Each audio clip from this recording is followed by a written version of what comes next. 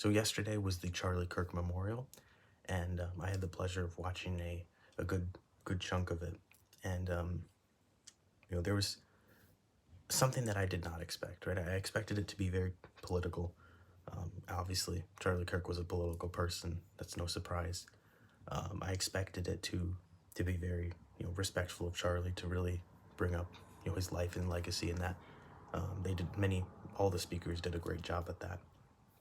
But what I did not expect, and I think many people were surprised about, was the level of faith that was displayed. Right, many speakers came up and gave very Christ-centered messages, very solid theology, solid beliefs, and I've never seen anything like that.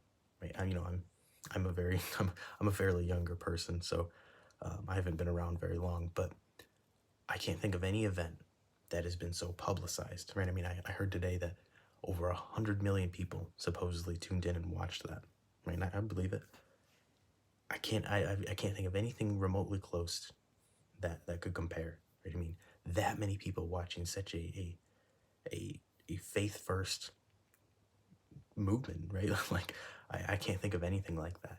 And the fact that it was so publicized and so um, the views were so high is incredible, right? Because there was so much power in that room, right? Like, for me personally, you could feel it through the screen, right? You could the different clips of the entire stadium join in worship music. I mean, that's powerful, man. And it's I've never seen anything like that, even in the context of a memorial. Typically, there's, even in religious instances, there is some theme of faith and stuff, but it's mainly more so focused on the person. But that wasn't like that, right? It was as much focused on Jesus as it was Charlie, and I think that's beautiful. And there was even like an altar call moment where an individual, I believe it was his pastor, Charlie's pastor, he had people stand up and give their life to Christ in that moment, and that's beautiful. And I think I mentioned before, one of my favorite Charlie Kirk quotes was, "What makes the West great is that we do good in the face of evil."